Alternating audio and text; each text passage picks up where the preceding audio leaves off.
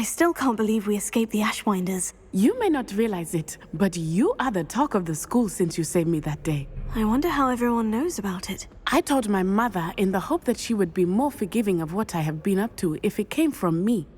She likely told other professors, and news travels quickly.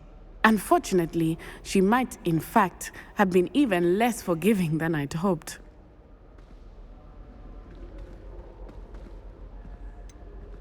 I don't blame her for being concerned. We have been involved in some dangerous activities. As the Ashwinders were locking me up and threatening my life, it did occur to me that my mother may have been right. Has Officer Singer done anything with the evidence we provided? She has not. Harlow is as strong as ever. Someone needs to stop him, whether it is us or Officer Singer. If someone had stopped the monsters like him in Matabeleland, my father would be alive today. What exactly happened to your father? It was a beautiful day. My mother had gone to tend to a neighbor who was ill, and so my father and I were galloping in the savannah. Galloping?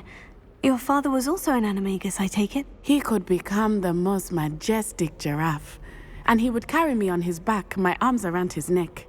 We were on our way home when we surprised a group of bandits who had come from our village. One of them saw me just as he removed a scarf from his face. He shouted and then aimed his rifle. He didn't want you to identify him. Exactly. In an instant, my father bowed his neck to protect me and was hit. As he fell, my father changed back into his human form. When the bandits saw this, they turned and ran in fear. Magic terrified them, and then he was gone. And it was all my fault. Your fault? How so? He died protecting me. If I had been capable of protecting myself, he would still be alive today. My mother and I tried to go on without him, but it became too much for us there. A few years later, we left to come to Scotland.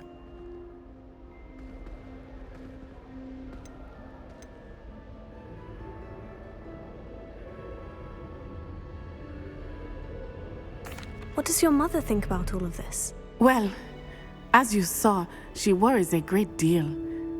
She is an excellent seer, but I think it bothers her to this day that she did not see my father's death coming. She misses him, as do I. So I believe on some level she understands my need to seek justice in a small way, but that does not mean that she likes it. Do you think your father would approve of the things we've been doing? Oh my, that is a good question. In theory, yes, although he would worry as my mother does. But I think he, of all people, would understand my persistence. My father never shied away from a fight for good, no matter how ruthless the foe. And I think he would have enjoyed knowing that I had a compatriot like you.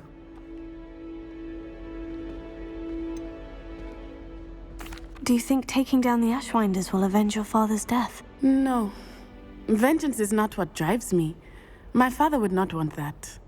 He and my mother raised me to believe that it is a privilege to be able to fight for those who cannot. I know there is risk involved, but I feel it is worth it. I am glad you seem to think so too.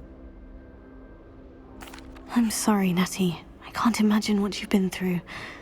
Your father sounds exceptional. He was. Truly extraordinary. And thank you for your kind words. We all have our burdens. My father had a saying about that. Yes, I remember. Rain does not fall on one roof alone. Exactly. Soon you and I will put an end to the Ashwinders, beginning with Harlow. And once he is gone, we will turn our attention to Rookwood. We are making progress, and we will succeed. Thank you again for saving me. You deserve all of the praise you have received.